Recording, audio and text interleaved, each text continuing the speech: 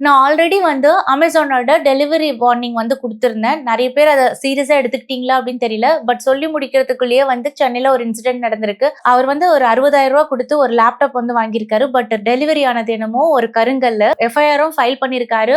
Amazonலயும் வந்து customer கேர்ல report பண்ணியிருந்துமே வந்து 15 நாள் வரைக்கும் எந்த ஆக்ஷனும் எடுக்காம 15த் டே வந்து இது இவங்க மேல தான் பிரச்சனை. எங்ககிட்ட எந்த ப்ராப்ளமும் இல்ல அப்படின்னு வந்து அவங்க மேலேயே பழி தூக்கி போட்டு எஸ்கேப் ஆயிட்டாங்க.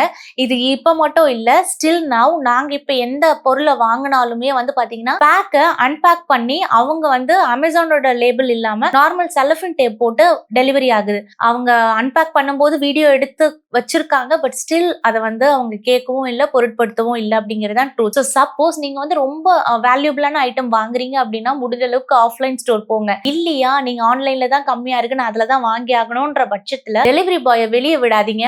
வச்சுட்டு அவங்க முன்னாடியே பிரிச்சு வீடியோ எடுத்துட்டு உங்களுக்கு ப்ரூஃப் ரெடி பண்ணிக்கங்க.